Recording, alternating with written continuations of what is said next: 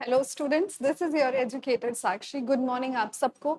और मैंने हमारे टीम ने एक शॉर्ट्स अपलोड कर दिया है आपके लिए, जिसमें मैंने BCom second semester, fourth semester, six semester के पूरे टाइम टेबल का जिक्र किया है, डेट्स की बातें की हैं, इलेक्टिव जो आपने जो भी लिया होगा उनका भी बात हुआ है। सो with that being said start करते हैं। हमने ऑडिटिंग के पीवाईक्यूज कर लिए, हमने अकाउंटिंग के पीवाईक्यूज कर लिए, अब हम बात करने जा रहे हैं ह्यूमन रिसोर्स के पीवाईक्यूज के। So with that being said let's get started. ये कुछ पीवाईक्यूज हमने तैयार किए हैं आपके लिए। And students, let me tell you, this is the maximum level of PYQ जो आपसे एग्जाम में पूछ सकता है। आई मीन अगर आप इन पीवाईक्यूज को समझ गए, इन पीवाईक्यूज को आपने सॉल्व कर लिया, तो आप जितने भी कितने भी कठिन पीवाईक्यूज आ जाएं आप उनको भी सॉल्व कर लेंगे। Okay, so with that being said let's get started. This is your educator Sakshi. नाम अब तक याद हो गया होगा I guess. Alright, let's get started. Students, ये है हमारा पहला क्वेश्चन। और इस क्वेश्चन से as you can see PYQs हमने इस बार बहुत चुन के बनाए हैं। इसका एक रीजन है, जो ट्रेंड पेपर्स हमने देखे हैं, मतलब जिन स्टूडेंट्स ने भी एचआरएम को इलेक्ट किया है अपने as a subject, as you know HRM, ethics और सेल्स एडवर्टाइजिंग में आपके पास इलेक्टिव करने का ऑप्शन होता है। एचआरएम के ट्रेंड पेपर्स को देखा गया है कि they have become chronologically more tough. साल दर साल उनका लेवल बढ़ता जा रहा है। तो इस साल के लेवल का अनुमान लगाते हुए ये पीवाईक्यूज बनाए गए हैं, इसलिए this is very very important. ठीक है, I think I have emphasised enough upon the significance of these MCQs. पहला सवाल हमसे क्या कह रहा है, आइए देखें।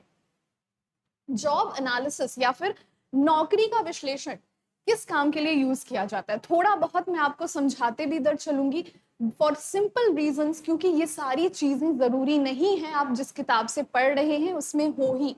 इस वजह से ये मेरा कर्तव्य बन जाता है कि आपको इन चीजों के बारे में थोड़ी बहुत जानकारी भी मिले। अगर मैं केवल ऑप्शंस लगवाते चलूंगी तो रट्टू तोता वाला काम नहीं करना है हमें। We have to understand and move on with questions. तो जॉब एनालिसिस क्या होता है, नौकरी का विश्लेषण क्या होता है?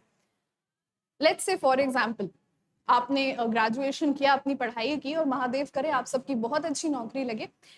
उस दौरान जब आपको अपॉइंटमेंट लेटर दिया जाता है, तो अपॉइंटमेंट लेटर के साथ कंपनी आपको नौकरी विश्लेषण पत्र भी देती है, जॉब एनालिसिस लेटर। उसमें आपसे बताया जाता है कि आपसे क्या एक्सपेक्टेड है, आपने क्या करना है, क्या नहीं करना है। इस वजह से job analysis is complete structure of the work that you are suppose to do. तो इसलिए इसका ऑप्शन हो जाता है डिसिप्लिन। आपको क्या चीजों को करना है, क्या नहीं करना है, कंपनी के कौन से रूल्स को फॉलो करना। Is that okay? Moving on to the next one, students देखेंगे which of the following is not a subject of job description. Job description, जब नौकरी का हम विवरण देते हैं किसी एम्प्लॉय को, तो इनमें से क्या नहीं होता है उसको जॉब इंट्रोडक्शन के बारे में बताएंगे। बिल्कुल, आपने क्या करना है, कैसे करना है। वर्क कंडीशन के बारे में बताएंगे, आपको किस पर्यावरण में काम करना है, फील्ड वर्क है, ऑफिस वर्क है, ये चीज है। Machine, tools and instrument, definitely किन मशीन्स पे आप काम करेंगे, किस एसेट पे आपको कितना यूनिट प्रोड्यूस करके देना जरूरी, ये सारी चीजें आती हैं। क्या नहीं आता है? Personal characteristic. देखिए होता क्या है, कई लोग होते हैं एक ही क्वालिफिकेशन के, पर कोई ज्यादा आउटपुट देता है फर्म को, कोई कम देता है। तो पर्सनल कैरेक्टरिस्टिक क्या है, क्या नहीं है, कोई नहीं बता सकता। तो क्योंकि पर्सनल कैरेक्टरिस्टिक नहीं है जॉब डिस्क्रिप्शन का पार्ट, और हमसे यहाँ यही पूछा गया है, तो the correct option is personal characteristic. Students आगे बढ़ते हैं। Employment exchange agencies are concerned with. भाई एम्प्लॉयमेंट एक्सचेंज एजेंसीज क्या होती हैं? ये वो एजेंसियां होती हैं जिनका काम होता है क्वालिफिकेशन के अनुसार लोगों को नौकरी देने का। ना ये प्रमोशन कर रही हैं, ना ये प्लेस सिलेक्शन कर रही हैं, ना रिक्रूटमेंट कर रही हैं। ये सारा कुछ कंपनी वालों का काम है। इनका काम केवल होता है उपयुक्त लोगों को कंपनी तक पहुंचाने का, यानी प्लेसमेंट का, जो कि है हमारा option number C. Alright, that's great. आगे बढ़ते हैं स्टूडेंट्स। अगला सवाल आपके सामने क्या लिखा हुआ है? जॉब इवैल्यूएशन का पार्ट क्या होता है? See, what is a part of job evaluation?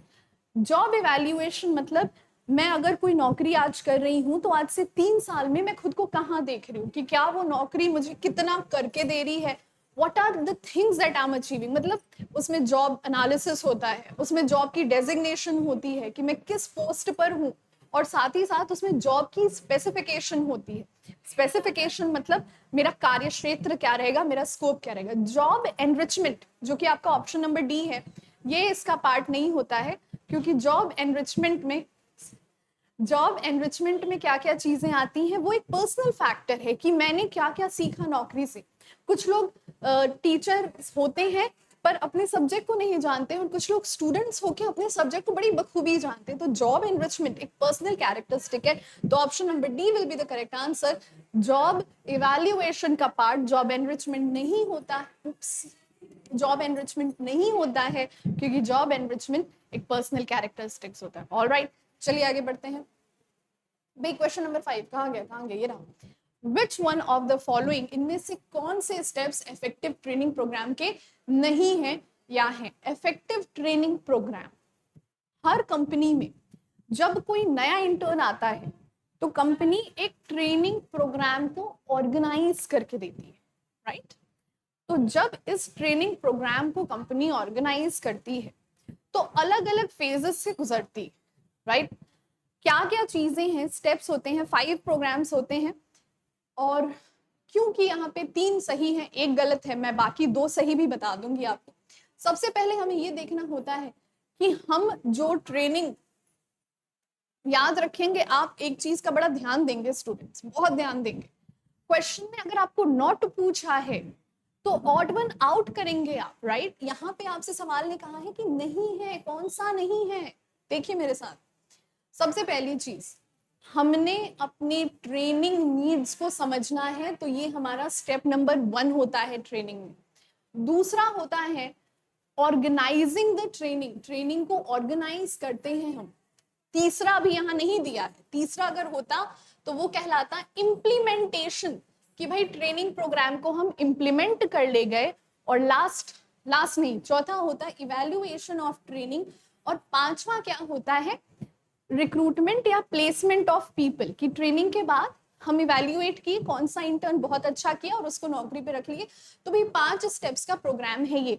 इसमें से क्या नहीं है, man power planning is not a part of training program. Man power planning फिर किसका पार्ट है स्टूडेंट्स? मैन पावर प्लानिंग जो होता है, जब ह्यूमन रिसोर्स डिपार्टमेंट एप्लीकेशन निकालता है ना कैंडिडेट्स के लिए, तो उसका पार्ट होता है। तो यहाँ पे हमारा आंसर जाएगा man power planning. I hope this is very clear. आगे बढ़ते हैं हम। मैं एमसीक्यूज ऐसे लेके चल रही हूँ कि अगर आपने पहली बार आज ह्यूमन रिसोर्स का सब्जेक्ट का कोई पीडीएफ, कुछ भी पहला वीडियो अगर आप देख रहे हो ना ह्यूमन रिसोर्स पे, तो भी आपको समझ में आए, 1 सवाल से 10 सवाल बन सकते हैं, उस चीज को लेके चल रही हूँ मैं। आइए देखते हैं। Which one of the following is not an objective of training? इनमें से ट्रेनिंग, प्रशिक्षण का ऑब्जेक्टिव क्या नहीं होता है?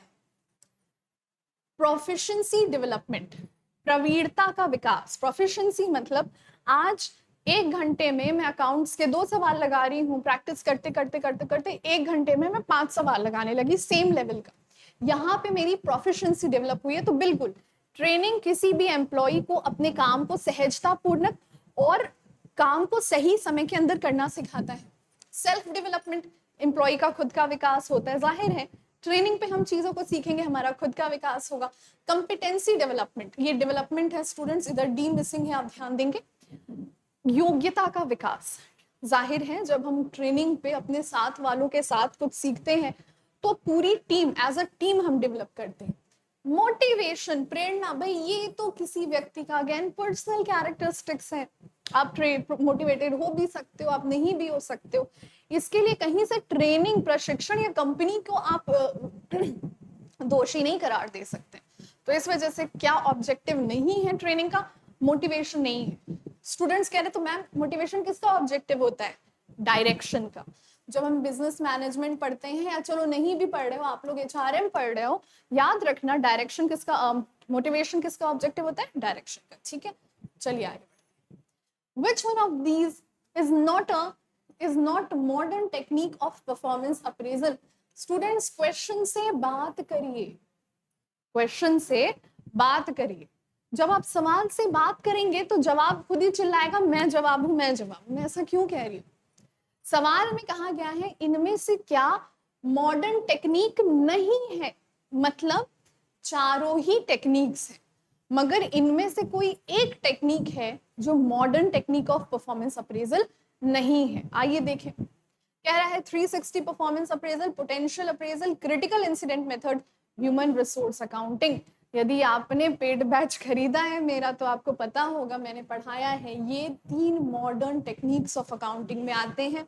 ह्यूमन रिसोर्स अकाउंटिंग जो है, sorry, modern techniques of performance appraisal में आते हैं। ह्यूमन रिसोर्स अकाउंटिंग नहीं आता है, ये पुराने समय में उपयोगी था, अब नहीं इसका उपयोग करते हैं। तो क्योंकि ये मॉडर्न टेक्निक नहीं है और सवाल ने हमसे यही पूछा है कि बताओ भाई मॉडर्न टेक्निक क्या नहीं है, ये नहीं है। So the correct option is option number D. All right, let's move on further.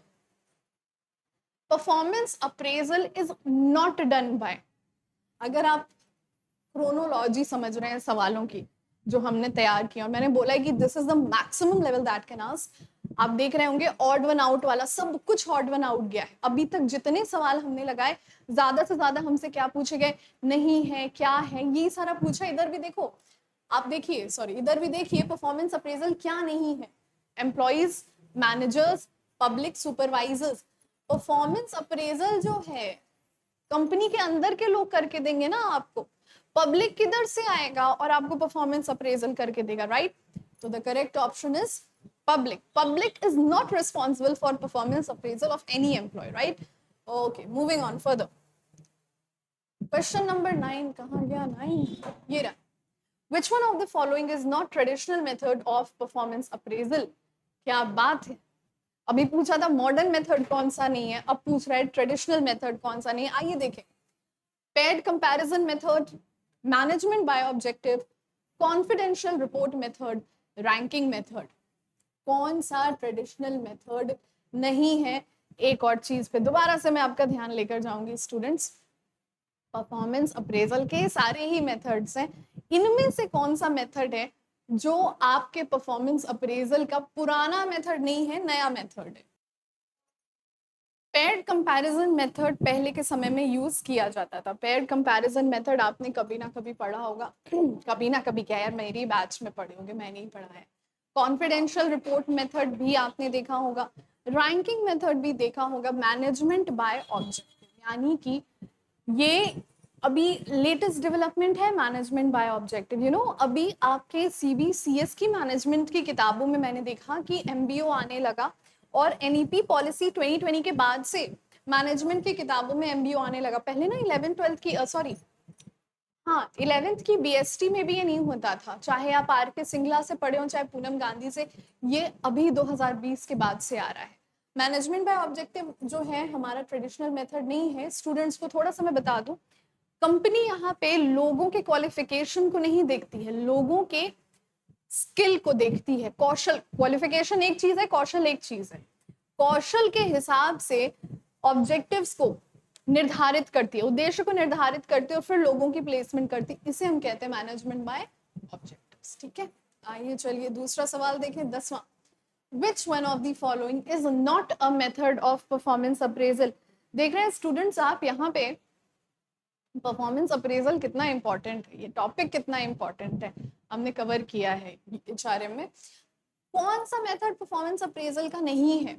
Graph scale method, checklist method, assignment scheme schedule या forced choice method. Graphic scale method reflect करता है performance appraisal में कोई व्यक्ति कितना काम कर ले गया है एक गिवन अमाउंट ऑफ टाइम में। चेकलिस्ट मेथड भी इंपॉर्टेंट है, किसने क्या क्या किया, किसने क्या क्या नहीं किया। फोर्स चॉइस मेथड भी होता है, असाइनमेंट शेड्यूल नहीं होता है। असाइनमेंट शेड्यूल का बेसिक मतलब होता है जब किसी संस्था में कोई काम करना होता है, कितना काम हुआ, कितना बाकी है, यही असाइनमेंट शेड्यूल होता है। So this is the correct answer. Are we good? Alright. Which one of the following is not a method of the job training method? Of the job training method में कौन सा method नहीं आता है? ध्यान दीजिएगा, ऑफ द जॉब ट्रेनिंग का मतलब है नौकरी से अलग होकर हम नौकरी के बारे में सीख रहे हैं। इनमें से कौन सा मेथड ऑफ द जॉब नहीं है, मतलब कौन सा मेथड ऑन द जॉब है? हम ट्रेनिंग को नौकरी पे रहते हुए कर रहे हैं, कुछ सैलरी भी उठा रहे हैं। कॉन्फ्रेंस ऑफ द जॉब है, जैसे मैं एक पीएचडी स्कॉलर, लेकिन अभी थीसिस मेरी चल रही है, बड़े कॉन्फ्रेंसेस करती हूँ मैं, बड़े कॉन्फ्रेंसेस करती हूँ। तो ये जो कॉन्फ्रेंस कर रहे हैं ना, क्या हम नौकरी पे लग के कर रहे हैं? नहीं, हम नौकरी से अभी काम को सीख रहे हैं, बट नौकरी पे रह के नहीं सीख रहे, नौकरी से अलग होके सीख रहे। केस स्टडी मेथड, दूसरे के केसेस को हम यहाँ पे पढ़ रहे हैं, ये भी नौकरी से अलग होके कर रहे हैं। मैनेजमेंट गेम्स, ये भी नौकरी से अलग होके कर रहे हैं। हमसे क्या कर रहे हैं, इनमें से कौन सा नौकरी से अलग होके नहीं कर रहे हो, कौन सा नौकरी पे रह के कर रहे हो? Internship method. इंटर्नशिप मेथड में व्यक्ति उस नौकरी पे लगता है, सैलरी भी उठाता है, उतनी नहीं उठाता है जितनी वो बाकी लोग उठा रहे हैं, क्योंकि वो ट्रेनिंग में है ना, वो अप्रेंटिस है। तो यहाँ पे सही आंसर है हमारा, क्योंकि मैं सब पे टिक कर दे रही हूँ इसलिए मुझे बार बार डिलीट करना पड़ रहा है। सही आंसर है हमारा internship training. Okay okay, are we good with this? 12th देखते हैं। Sensitivity training is provided to improve the managers. एक चीज मैं बार बार कहती हूँ, सवाल से बात करो, सवाल जवाब खुद बताए। सेंसिटिविटी की जहाँ क्या मतलब है इसका? संवेदनशीलता।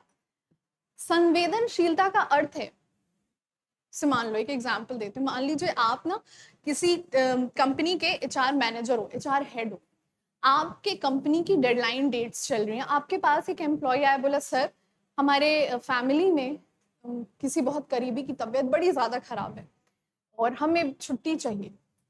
बहुत जेन्युइन इंसान है वो, बहुत कम छुट्टियां लेता है, मगर दरअसल उसको ज़रूरत है। सेंसिटिविटी ट्रेनिंग एचआर मैनेजर्स के लिए इंपॉर्टेंट होती है ह्यूमन रिलेशंस को मेंटेन करने के लिए।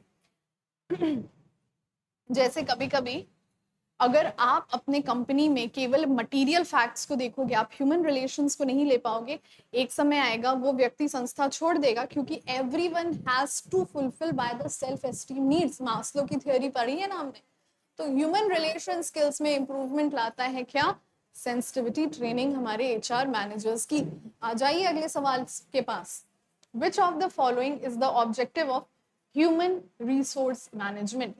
इनमें से ह्यूमन रिसोर्स मैनेजमेंट का ऑब्जेक्टिव क्या है? Productivity, quality of work life, organisational changes, challenges और changes, it should be changes. Chapter 2 पढ़ाया है मैंने आपको, और मैंने आपको उसमें क्या पढ़ा है? क्वालिटी ऑफ वर्क लाइफ और वर्क लाइफ बैलेंस, उसी का सवाल है ये। बिल्कुल इसमें टेंशन लेने की बात ही नहीं, कुछ है ही नहीं इसमें, ऑल ऑफ दी अबव। हमें कंपनी की प्रोडक्टिविटी भी देनी है, हमें ये भी देखनी है कि हमारा जो एम्प्लॉई है उसका वर्क लाइफ बैलेंस कैसे चल रहा है, और साथ ही साथ अगर संस्था में कोई बदलाव की जरूरत है तो उस बदलाव के लिए कौन सूटेबल रहेगा। Alright, with that being said, moving on to the next question. Human resource planning is a process of forecasting, development, control. तीनों होता है। चैप्टर 1 में आपको पढ़ाया है मैंने, प्रोसेस में तीनों है भाई, तीनों। चलिए आगे बढ़ते हैं। सिलेक्शन इज कॉल्ड, ये भी पढ़ाया है। सिलेक्शन और रिक्रूटमेंट जब मैं आपको पढ़ा रही थी, मैंने बोला था स्टूडेंट्स एक बात हमेशा याद रखिएगा, उस चैप्टर को शुरू करने से पहले बोला था, always remember one thing, recruitment is a positive process, selection is a negative process. All right, so selection is a negative process. Are we good? क्यों नेगेटिव है? एक स्टूडेंट कह रहा है, अभी मेरे को सुनाई दे, कह रहे क्यों नेगेटिव?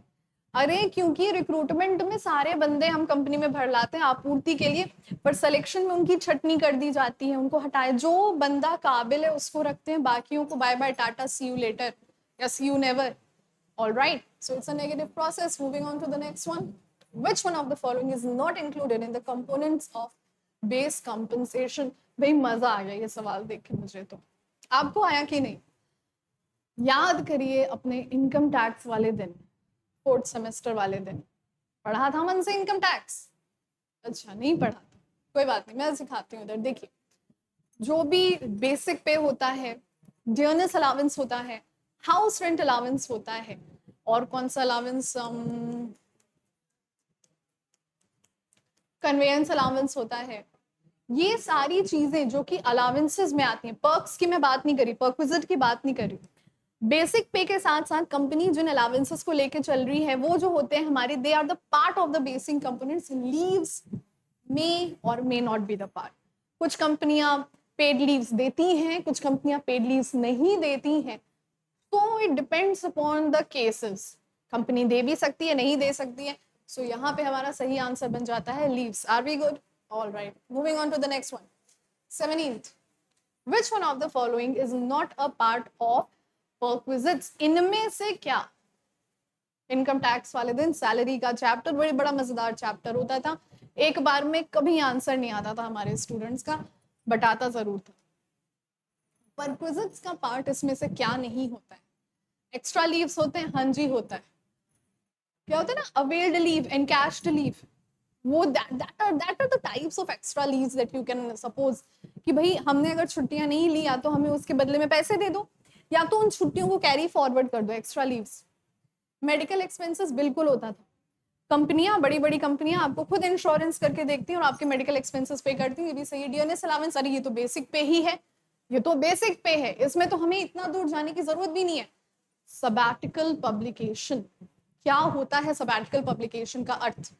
यदि नौकरी से छुट्टी ली गई है किसी ट्रेनिंग के लिए, एमबीए को हम नौकरी कर रहे थे, हमारे एमबीए के एग्जाम्स आ गए, मान लीजिए हमने नौकरी से छुट्टी ले लिया, अब ये पूर्ण रूप से मेरे एम्प्लॉयर पे डिपेंड है, क्या एमबीए में कर रही हूँ अपनी नौकरी के लिए अपग्रेड करने को खुद को, बट क्या मेरे एम्प्लॉयर मुझे उसमें पैसे देंगे? it will count as a compensation for me or it won't count as a compensation for me, either of the two. तो सबैटिकल पब्लिकेशन का यही मतलब होता है कि हमारा कर्मचारी नौकरी से छुट्टी ले रहा है क्योंकि वो वहां पे कुछ अपना एजुकेशनल विकास कर रहा है, वोकेशनल विकास कर रहा है, जो हमारी ही कंपनी के लिए आगे जाके फायदेमंद है। पूर्ण रूप से ये एम्प्लॉयर पे डिपेंड करता है, एम्प्लॉयर उसमें उसको पेमेंट करना चाहता है, नहीं करना चाहता है। So which is not a following part of the perquisite? इसका सही आंसर है हमारा answer number B, sabbatical publication, या कहें तो अवकाश प्रकाशन। आइए, I hope are we good with this one. Alright, moving on to the 18th, reward and benefits are related with monetary, non monetary, दोनों हो सकता है। हम परक्विजिट और अलाउंस की ही अगर बात कर लें, ये देखो, ये सारा आप देख रहे हैं ना जो स्टूडेंट्स, ये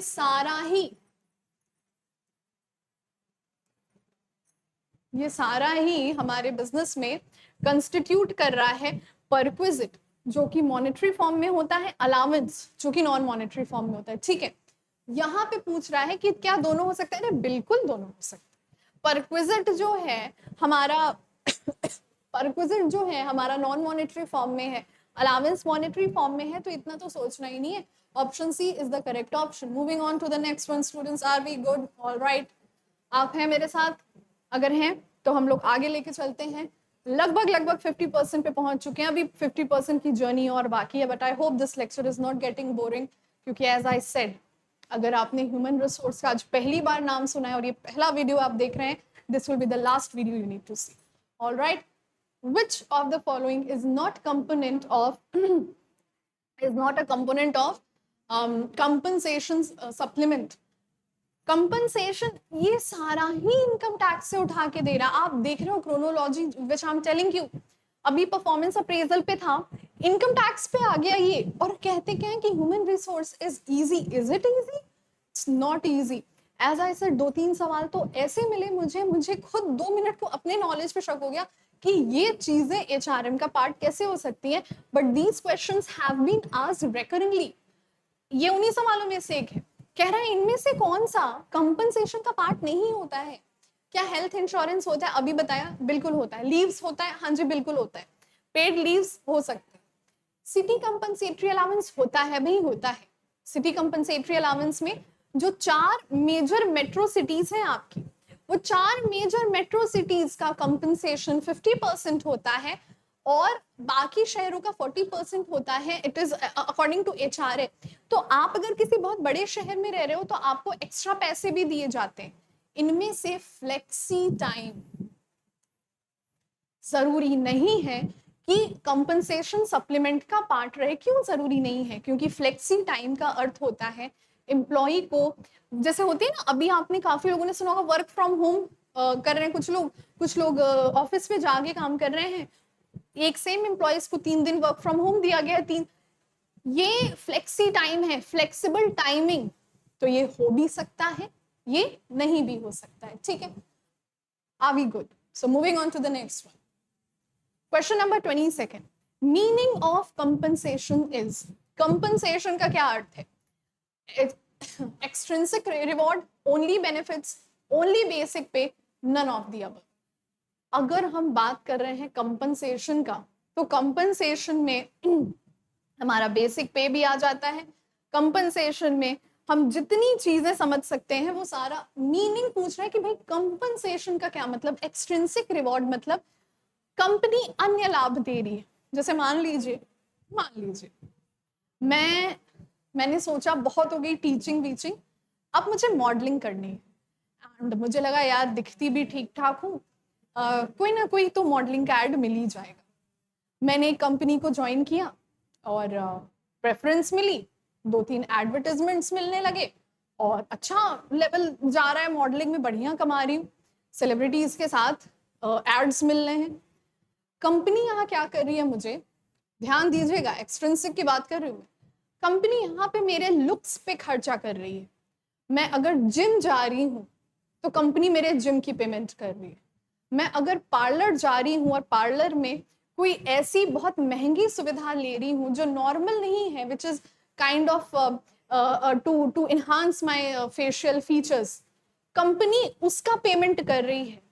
एक्सट्रिंसिक रिकॉर्ड्स का मतलब होता है आपके जॉब से related company out of the way जाके पेमेंट करी है, वो एक्सट्रिंसिक बेनिफिट्स में आते हैं। क्या एक्सट्रिंसिक बेनिफिट्स कंपनसेशन का पार्ट रहेंगे? अरे नहीं, मैं जब तक टीचर थी, जब तक एक प्रोफेसर थी, तब तक मुझे जरूरत नहीं पड़ी इतनी खूबसूरत दिखने की, मगर जैसे ही मैं मॉडल बन गई मुझे लगा कि यार let me be the most good looking person. समझ में आ रही बात? तो extrinsic is not a part of compensation. दूसरा क्या कह रहा है, ओनली बेनिफिट्स। ओनली बेनिफिट्स का अर्थ होता है जो भी सुविधाएं मैं ले रही हूँ, और ये सुविधा कंपनी दे भी सकती है, नहीं भी दे सकती है। कंपनसेशन वो चीज है जो आपके कॉन्ट्रैक्ट में लिखी गई है, तो क्योंकि आपके कॉन्ट्रैक्ट में लिखी गई है, that is the only thing that which we are counting when we are joining a job. So option number C is the right answer. All right, चलिए भाई मूविंग ऑन। हाँ जी, are we good? So moving on to question number 20। कहाँ गया आए, ये क्या था? ऑल राइट स्टूडेंट्स, थोड़ा सा 19 था, ये 20 था, हम लिखे नहीं है उसको, तो 20 के बाद 21 होता है। सो 50% की जर्नी हमारी खत्म हो गई, अब बाकी 50 बाकी। आइए, which one of the following is not a cash benefit? इनमें से कैश बेनिफिट क्या नहीं है? हाउस स्टूडेंट्स अलावेंस परक्विजिट पढ़ाया है मैंने आपको। परक्विजिट अगर वो सुविधा बॉस खुद दे रहा है पैसे देने के बदले, अलावेंस अगर वो सुविधा के पैसे मिल रहे हैं, तो इसमें तो सोचना ही नहीं है। अगर किसी ऑप्शन के आगे अलावेंस अलावेंस अलावेंस अलावेंस दिया है, अगर किसी ऑप्शन के आगे अलावेंस दिया है तो मतलब पैसे पा रहे हैं। इसमें देखिए अलावेंस दिया है, हाँ जी दिया है बिल्कुल दिया है। कहाँ अलावेंस नहीं दिया है? जहां अलावेंस नहीं दिया है मतलब वो कैश बेनिफिट नहीं है। डे केयर, स्टूडेंट्स पूछ रहे हैं मैम डे केयर क्या होता, क्या है डे केयर? डे केयर एक ऐसी सुविधा होती है जो पहले तो मदर्स को प्रोवाइड की जाती थी। डे केयर का क्या मतलब होता है? यदि कोई महिला है जिसका बच्चा छोटा है और वो महिला नौकरी में है और उस बच्चे का देखभाल करने को कोई नहीं है, तो day care are like the premium day board care centers. वो अपने बच्चों को डे केयर में छोड़ देती हैं दिन भर के लिए। मतलब मान लीजिए वो महिला 10 to 5 जॉब कर रही है, तो वो डे केयर में उसके बच्चे रहेंगे, और डे केयर में जो बच्चे रहते हैं उनकी देखभाल की जाती है प्रॉपर खाने को, और जैसे ही वो महिला नौकरी से फ्री हो जाती है वो ले जा सकते हैं। Why only ladies? There are fathers also जो अकेले अपने दम पे अपने बच्चों को रेज कर रहे हैं, तो अगर वो नौकरी में है तो डे केयर सुविधा वो भी ले सकते हैं। मैंने एक चीज बोली थी कि इंडिया में, फॉरेन में डे केयर आप अपने पेट्स के लिए भी अवेल कर सकते हैं। अगर आपका कोई प्यारा सा डॉगी, डॉगेश भाई जिसे आजकल हम लोग कहते हैं, अगर आपके डॉगेश भाई हैं या कैट्स हैं या एलिगेटर्स पाले हैं आपने या क्रोकोडाइल्स पाले हैं आपने, जो भी पाले हैं आपने, ठीक है, उनके लिए भी अगर कोई सेंटर डे केयर की सुविधा प्रोवाइड करे, so they are kind of a day care, right? Moving on to the next one, I hope we are good, alright. So 22nd, which one of the following is not included under retirement? इसमें से 3 options ऐसे हैं जो कि retirement में include किए गए हैं। कौन सा ऑप्शन ऐसा है जो कि रिटायरमेंट में इंक्लूड नहीं किया गया है? Have a look. Gratuity benefits, pension benefits, flexible time benefits, social security. Students, gratuity, pension income tax का पार्ट है। Again I am so shocked that we are studying income tax over here. ये income tax की पढ़ाई हम कर रहे हैं, ये एचआरएम प्योर एचआरएम है भी नहीं। जब इनकम टैक्स की हम बात कर रहे हैं, एक बेनिफिट्स होते हैं ऑन द जॉब बेनिफिट्स, एक बेनिफिट होते हैं रिटायरमेंट बेनिफिट्स। ऑलराइट, ग्रेचुटी के जो बेनिफिट्स होते हैं स्टूडेंट्स, ये भी एक पर्सन को रिटायरमेंट के बाद मिलते हैं। पेंशन मिलता है, प्रोविडेंट फंड मिलता है। ये बेनिफिट्स कलेक्टिवली, ये बेनिफिट्स ध्यान देंगे, कलेक्टिवली सोशल सिक्योरिटी बेनिफिट्स कहलाते हैं। फ्लेक्सी टाइम या flexible time is not a kind of a retirement benefit. अरे भाई, जब वो रिटायर हो चुका है तो फ्लेक्सिबल टाइम का कोई मतलब ही नहीं रह गया ना, वो नौकरी पे थोड़ी आएगा। So the option is C1। Are we good? So moving on to the next question, 23rd, बड़ी ही तेजी से 23rd का रुख करते हुए, विच of the following is not a step in career planning process? इनमें से कौन सा करियर प्लानिंग प्रोसेस का स्टेप नहीं होता है? पहले ऑप्शंस पढ़ते हैं फिर समझते हैं। आइडेंटिफिक, क्यों समझते हैं? क्योंकि ये सवाल कठिन है। इसमें सारे ही ऑप्शंस एक जैसे लगेंगे, आपको समझ नहीं आएगा सही क्या है गलत क्या है। So have a look at it. Identification of personal needs and aspirations, identification of career opportunities, identification of suitability and unsuitability, none of the above. Students, अभी आप भी करियर प्लानिंग कर रहे होंगे, आप भी सोच रहे होंगे यार बीकॉम तो हो जाएगा, मेरे स्टूडेंट्स हैं आप, तो डेफिनेटली बड़े अच्छे CGPA से हो जाएगा। इसके बाद क्या करें? बहुत सारे ऑप्शंस हैं, और बड़ी बेहतरीन बात ये भी होती है कॉमर्स के साथ साथ आपका मैनेजमेंट का भी एक ऑप्शन खुल जाता है। तो करियर प्लानिंग में आप अपने हिसाब से देखो, क्या आप अपने पर्सनल नीड्स और एस्पिरेशंस को देखते हो? डेफिनेटली देखते हो कि मेरे गार्जियन कितना अफोर्ड कर सकते हैं, कहाँ तक। अगर आप इन चीजों को लेके चल रहे हैं तो आप बड़े ही रिस्पॉन्सिबल व्यक्ति हैं, दैट्स वेरी गुड। कि अगर मैं ये पढ़ाई करना चाह रही हूँ, what is the minimum cost जो मेरे गार्जियंस को देना पड़े? तो पर्सनल नीड, एस्पिरेशंस, बिल्कुल। करियर अपॉर्चुनिटीज, ये सबसे पहला फोकस होता है हमारा कि हम कहाँ तक इसमें अचीव कर सकते हैं, what is the maximum that we can go. Sky is the limit, what is the sky of this profession. हम कहाँ तक प्रमोट हो सकते हैं, हमें कहाँ तक मॉनेटरी और नॉन मॉनेटरी बेनिफिट मिल सकती है। आइडेंटिफिकेशन ऑफ सूटेबिलिटी या अनसूटेबिलिटी, जैसे फील्ड वर्क होता था, तो एक समय था फील्ड वर्क महिलाओं के लिए, फीमेल्स के लिए सूटेबल नहीं माना जाता था। अभी तो आजकल की महिलाएं, आजकल की लड़कियां बहुत धाकड़ हैं, वो जो काम होता है कर लेती हैं, बट सूटेबिलिटी और अनसूटेबिलिटी का यही अर्थ है। तीनों ही चीजें तो आती हैं, मतलब the option that we are looking here is none of the above. Are we good? All right, moving on to the 24th one. Which of the following is not the operating function of human resource management? ध्यान दीजिए, कहा है मैंने आपसे एक बात, सवाल से बात करिए, टॉक टू द क्वेश्चन। सवाल से जब हम बात करते हैं तो हमें समझ में आता है सवाल ने मांगा क्या है। ऑपरेटिंग फंक्शन क्या नहीं है ह्यूमन रिसोर्स का, पढ़ाया है मैंने चैप्टर 3 में आपको। ह्यूमन रिसोर्स 3 तरह के फंक्शंस को सर्व करता है, operating functions, personal functions, social functions. इनमें से सारे ही फंक्शन है, मगर कोई एक है जो ऑपरेटिंग फंक्शन नहीं है, और वो क्या है? Grievance mechanism. ग्रीवेंस मैकेनिज्म, ये कहाँ आ गए हम? यूं साथ चलते का, अरे यार which was the question? 24 grievance handling, ये पर्सनल ऑब्जेक्टिव में आता है, ऑपरेटिंग में नहीं आता है। ऑपरेटिंग में क्या आ रहा है? प्लानिंग आ रहा है, रिक्रूटमेंट और डेवलप, ट्रेनिंग एंड डेवलपमेंट आ रहा है, रिक्रूटमेंट आ रहा है, और एक और क्या आता है? सिलेक्शन आता है। ग्रीवेंस हैंडलिंग तो एक पर्सनल ऑब्जेक्टिव बन जाता है जो एम्प्लॉय दर एम्प्लॉय डिफर करता है। सो या the correct option over here is D1। Are we good students? बने रही अभी थोड़ी देर और मेरे साथ, बहुत जल्द इसको खत्म करेंगे। आई अंडरस्टैंड आप में से काफी बच्चे हैं जिन्हें लेक्चर करते करते नींद आ रही होगी, सो लेक्चर पॉज कर लीजिए, go and have your tea and coffee. This very important MCQs that we are doing. So moving on to the next question.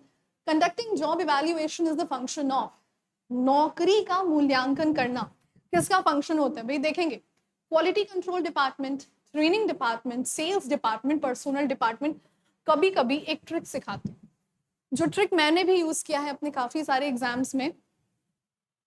जब जवाब ना समझ में आए तो द मोस्ट नॉन प्रोबेबल जवाब से आउट करते जाइए। मतलब क्या सेल्स डिपार्टमेंट को मतलब रहेगा? नहीं, सेल्स डिपार्टमेंट को क्यों मतलब रहेगा? किसी भी जॉब के फंक्शन से नहीं। ओके, अब हम बचे 3 सवाल ऑप्शंस के साथ, तीनों ही अच्छे दिख रहे हैं, सुंदर दिख रहे हैं, मतलब हो सकते हैं, पर क्या क्वालिटी कंट्रोल? अरे नहीं भाई, क्वालिटी कंट्रोल डिपार्टमेंट तो प्रोडक्शन डिपार्टमेंट का सप्लीमेंट होता है। जब प्रोडक्शन डिपार्टमेंट प्रोडक्ट्स को प्रोड्यूस करके मार्केट में बेचने को रेडी करता है, क्वालिटी कंट्रोल डिपार्टमेंट उस मटेरियल को चेक करता है कि क्या वो नॉर्म्स स्टैंडर्ड्स पे फिट बैठ रहे हैं कि नहीं। ट्रेनिंग डिपार्टमेंट या पर्सनल डिपार्टमेंट कह रहा है जॉब इवैल्यूएशन। ट्रेनिंग डिपार्टमेंट में तो अभी हम इंटर्न हैं, अभी हम लगे कहाँ नौकरी पे, तो बचा क्या? Personal department. मानव संसाधन एचआर डिपार्टमेंट को पर्सनल डिपार्टमेंट भी कहा जाता है। अगर ये नहीं पता रहेगा तो ये ऑप्शन भी समझ नहीं आएगा। ठीक है, are we good? All right, moving on to the next question 26। 360 degree feedback enhances the quality of dash decisions. Human resource, management, human resource department, all of the above. Human resource HR रखने का क्या मतलब है? HR केवल अगर हम कह रहे हैं इसका कोई मतलब बन रहा है हमारे साथ? अरे कोई क्रोनोलॉजी नहीं बन रही। अच्छा, क्वेश्चन देखिएगा, 360 डिग्री है तो परफॉर्मेंस अप्रेजल का मेथड, मगर ये किसकी क्वालिटी, किन की डिसीजंस की क्वालिटी को इंप्रूव करता है? ह्यूमन रिसोर्स के, मैनेजमेंट के, ह्यूमन रिसोर्स डिपार्टमेंट या ऑल ऑफ द अबव के? अगर हम यहाँ पे ह्यूमन रिसोर्स या human resource department, all of them are same. Decisions कौन लेता है? क्या एचआर डिपार्टमेंट डिसीजन लेता है? नहीं, एचआर डिपार्टमेंट ह्यूमन रिसोर्स जितना कंपनी में है उसकी क्वालिटी को बताता है। ये कंडक्ट जरूर कराता है ह्यूमन रिसोर्स डिपार्टमेंट, मगर डिसीजन लेना ह्यूमन रिसोर्स डिपार्टमेंट का काम नहीं है। डिसीजंस तो टॉप लेवल ले रहा है ना, और टॉप लेवल कौन है हमारा? मैनेजमेंट है। As I have said, questions बहुत कंफ्यूजिंग सेट किए गए हैं। सामने all of the above answer दिखता है, बट समझना है 360 डिग्री एक प्लान है, एक स्ट्रैटेजी है। डिसीजन लेता कौन है उस प्लान के अकॉर्डिंग? स्ट्रैटेजी एग्जीक्यूट एचआर कर रहा है, पर डिसीजन लेने का काम मैनेजमेंट कर रहा है। So the correct option is B1. Are we good? All right, moving on to the next question. The program once installed must be continued on a permanent basis. Job evaluation, training and development, recruitment, सारा all of the above। क्योंकि यहाँ पे हम company के long term plans की बात कर रहे हैं, यानी पॉलिसीज की बात कर रहे हैं। और अगर हम पॉलिसीज की बात करें तो समझिएगा इस चीज को, पॉलिसी बार बार अगर आप बदलोगे तो कंपनी की स्थिरता और विश्वसनीयता यानी कि स्टेबिलिटी और रिलायबिलिटी पे बुरा प्रभाव पड़ेगा। So all of the above is the correct option. Are we good? All right, moving on to question number 28। Recruitment requires, भाई इसमें से रिक्रूटमेंट क्या क्या चीजों से बनता है? Forecasting the supply of external candidates, developing N applicant pool, determining whether to use internal or external candidates, merit list, recruitment and selection, remember? So recruitment is a positive process, याद करिए, पढ़ाया है आप। रिक्रूटमेंट में आवेदन की आपूर्ति के लिए जितने बंदे हैं सबको ले आओ, हम देखेंगे उनमें से किसको रखना है, नहीं रखना है। So we are concerned with the supply of external candidates. ये अगर मैं कह रही हूँ डिटरमाइनिंग वेदर टू यूज, अरे यार ये तो फिर ये हो गया ना, इंटरनल और एक्सटर्नल मेथड्स ऑफ रिक्रूटमेंट। ये कह रहा है रिक्रूटमेंट में जरूरत क्या होती है? फोरकास्ट करने की जरूरत होती है हमारी। So it requires whether we have, बाहर से कितने बंदों को लाना है। ठीक है, पता है ये ऑप्शन सही हो जाता अगर केवल ये ना देता, वेदर भी ना रहता, डिटरमाइनिंग सप्लाई होता अगर केवल, तो ये भी ऑप्शन सही था। पता है ये ऑप्शन भी पूरा सही नहीं है, मगर ये इन तीनों के मुकाबले ज्यादा सही है। मतलब ये ज्यादा गलत है, ये तीनों ज्यादा गलत है, ये थोड़ा कम गलत है। You see, lovely questions. Are we good? All right, moving on to 29th। A dash is written record of the duties, responsibilities, conditions of the job. Hierarchy क्या होता है? बॉटम लेवल से लेकर टॉप लेवल मैनेजमेंट तक, I mean subordinate level of management से लेकर executive level of management तक जो स्कैलर चेन फॉलो कर रहा है उसे हायरार्की कहते हैं. So it can not be job enrichment. अभी कुछ सवाल पहले, काफी सवाल पहले मैंने डिस्कस किया था that it is a personal thing, it is a personal attribute. इसका कोई हम अलोकेशन नहीं कर सकते. कुछ लोग उसी नौकरी पे रह के काफी कुछ सीख सकते हैं, कुछ कुछ नहीं सीखेंगे. जॉब डिस्क्रिप्शन या जॉब एनलार्जमेंट. जॉब एनलार्जमेंट का मतलब होता है जब आपकी नौकरी का दायरा बढ़ रहा है, स्कोप बढ़ रहा है, सैलरी बढ़ रही है. What is concern with the duties, responsibilities and conditions जो आपने करनी है. Job description which you will receive. जब आपकी नौकरी लग जाएगी तो आप रिसीव करेंगे एक लेटर जिसमें बताया जाएगा you are suppose to do this, you are not suppose to do this. All right, are we good? So the correct option over here is job description. Moving on to next question. The dash provides the essential information on which each job is evaluated. इनमें से कौन सी चीज है जो हमें ऐसा description provide करते हैं जिसके आधार पे हम जॉब्स का इवैल्यूएशन करते हैं. अभी देखो, ये जो बार बार जॉब इनरिचमेंट का जिक्र किया गया है आपसे, जॉब इनरिचमेंट में पर्सनल कैरेक्टरिस्टिक है. Job ranking, each job is evaluated.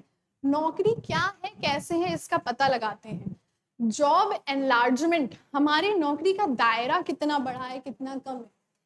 Job description, यहाँ पर भी करेक्ट आंसर है. दो तरह के जॉब डिस्क्रिप्शंस को हम पढ़ेंगे तो हम इस कंक्लूजन पे पहुंचेंगे कि हमें ये जॉब करनी है, नहीं करनी है, duties, responsibilities, everything. So it is job description. ठीक है, आगे बढ़े. Competitive edge comes from the dash of people. Competitive edge का मतलब होता है वो एक ब्रेकिंग पॉइंट जहां पे दो लोगों के बीच या दो कंपनीज के बीच या दो संस्थाओं के बीच, ऑर्गेनाइजेशन के बीच, what is the competence that we are able to achieve, उसकी हम बात करते हैं. क्या वो कंपनी की कॉम्पिटेंसी है, कंपनी के एफर्ट्स है, क्वालिटी है, हार्डवर्क है. देखो, एफर्ट्स हार्डवर्क हर कोई कर रहा है, करते हैं ना, एफर्ट्स और हार्डवर्क हर कोई करते हैं. दो चीजें बची, कॉम्पिटेंसी, क्वालिटी. अब अगर आपने ऐसे सवाल में हड़बड़ी में आंसर किया तो आप देखोगे कंपेटिटिव, कॉम्पिटेंसी, यही सही आंसर होगा. It is not the right answer. Students, आपको समझना होगा किसी भी संस्था के लिए कंपेटिटिव एज बनती है उसकी क्वालिटी. जितनी बेहतरीन क्वालिटी, उतना एक एज मिलेगा, उतना एक एडवांटेज मिलेगा, मेरिट मिलेगा आपको संस्था के ऊपर. So the correct answer over here is C1, quality. Are we good? 9 सवाल और हैं, धैर्य बनाए रखिए, बहुत जल्दी कंप्लीट करेंगे हम. मैं समझ रही हूँ मैंने आपके 43 मिनट और 6 सेकंड ले लिए हैं और अभी शायद 7 मिनट और लूंगी आपका. Question number 32. Dash is defined as the record of outcomes produced on a specific job function or activity during a specific time period. किनके आधार पे हम ये डिसाइड करते हैं कि एक पर्टिकुलर जॉब ने हमें एक पर्टिकुलर समय के दौरान कितनी प्रोडक्टिविटी दी है, कितना गुणवत्ता दिया है हमारी कंपनी को. Is it performance, is it work function, is it evaluation, और it is none of the above. Performance बार बार हमने किया है, जॉब परफॉर्मेंस, जॉब परफॉर्मेंस. तो बेसिकली हम यहाँ पे बात करते हैं जॉब की स्टैंडर्ड क्या थी और वो बंदा जो उस पोजीशन पे रिक्रूट है क्या वो स्टैंडर्ड को मीट किया, क्या इससे नीचे था, क्या उससे ऊपर था. And it is a primitive stage of what? It is a primitive stage of performance appraisal. Are we good? All right. Moving on to the next one. Question number 33. The meaning of the acronym. Acronym का क्या मतलब होता है? So acronym का ये भी याद रखेंगे आप. Acronym शब्द दे सकता है या फिर abbreviation शब्द भी दे सकता है. यानी कि what is the short form? How does it comes through this? What do we understand by SHRM? Strategic Human Resource Management. इसमें कुछ समझाने जैसा है नहीं. This is the correct option, so we are going with this. Are we good students? We are very, very good. Moving on to question number 34. A competency consists of. Competency किन चीजों का समावेशन है? Specific task a person must do, skills and behavior, list of tests that will measure cognitive ability, communications and behavior. So we are here with 4 things. इनमें से क्या सही है? All right. Competency, as I said, काफी दफा मैंने बोला है, एजुकेशनल क्वालिफिकेशन तो हर पर्सन का सेम रहेगा ना जो उस पोजीशन पे रहेगा, कौशल उसका अलग रहता है। उसी चीज को कोई व्यक्ति बेहतर तरीके से कर पा रहा है और उसी चीज को कोई व्यक्ति थोड़ा सा रेजिस्ट करके कर रहा है, काम चोरी कर रहा है। Skill is the right answer over here, skills and behaviour. Are we good? Moving on to 35th. The first step in the human resource planning process is, जब हम human resource planning process की बात करते हैं, इनमें से पहला step क्या है भाई? ह्यूमन रिसोर्स प्लानिंग का मतलब है जब एचआर डिपार्टमेंट ये रिकॉग्नाइज करता है कि मानव संसाधन में हमें किसकी किसकी जरूरत है। Preparing a job analysis, forecasting future human resource needs, assessing future demand, assessing future supply. If you are talking about this, ये एचआर डिपार्टमेंट का काम नहीं है, ये प्रोडक्शन और सेल्स डिपार्टमेंट का काम है। तो ये ऑप्शन तो गया। या तो जॉब एनालिसिस का बनाना है या तो फोरकास्टिंग है। अरे जॉब एनालिसिस तो हम बनाते हैं तब जब हमारे को प्लेसमेंट मिल जाता है। तो what is the correct answer over here? Forecasting future human resource need. आने वाले समय में हमें कितने मानव संसाधन को, कितने लेबर्स की, कितने मजदूरों की, कितने कर्मचारियों की जरूरत पड़ सकती है। Are we good? So the correct option over here is 35th B. Moving on to the 36th one. All right. Hindi आ गया? अच्छा. What is not the document of? Okay. What is not the document of monthly performance report? इसका हिंदी यही है। Monthly performance report की इनमें से कौन सा पार्ट नहीं होता है? वर्कर्स की रिटायरमेंट, कर्मचारियों की सेवानिवृत्ति यानी उनकी retirement schedule, human resource planning, जनशक्ति नियोजन, ट्रेनिंग ऑफ द कैंडिडेट्स, कर्मचारियों का प्रशिक्षण, एंड अकाउंटिंग। इनमें से क्या दस्तावेज परफॉर्मेंस के नहीं है? ये तीनों ही परफॉर्मेंस अप्रेजल के डॉक्यूमेंट्स हैं। अकाउंटिंग तो अकाउंट्स डिपार्टमेंट से कंसर्न्ड है ना। सो the correct option over here is D1. Alright, 37th हम देखते हैं। The objectives of HRM are categorized as, तीनों होता है, फंक्शनल भी होता है, ऑर्गेनाइजेशनल भी होता है, पर्सनल भी हो सकता है। So it is all of the above. Are we good? Moving on to 38th one. HRM is more dash where personal management is slightly narrow. Narrow का मतलब होता है संकीर्ण है। तो अगर संकीर्ण है तो उससे ज्यादा विविध क्या है, जिसमें ज्यादा विवरण है? HRM is more detailed. अरे अगर आपको ये नहीं भी आता है तो इतना दिमाग आप लगा सकते हो कि क्योंकि यहाँ नैरो शब्द लिखा है तो यहाँ जो डैश में भरा जाएगा वो नैरो का अपोजिट होना चाहिए। कॉम्प्लेक्स का मतलब कठिन है, मैकेनिकल का मतलब जहाँ पे थोड़ी सी टेक्नोलॉजी इन्वॉल्व है। दो ऑप्शन सही प्रतीत हो रहे हैं, पर अगर ग्रोथ ओरिएंटेड ऑप्शन होता तो फिर ये नैरो नहीं होता, फिर इसका ऑप्शन होता इज लिमिटेड, राइट? तो the correct option over here is detail.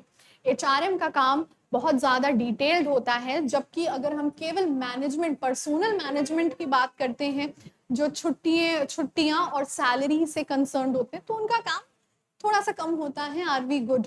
अंतिम के 2 सवाल चलिए मेरे साथ।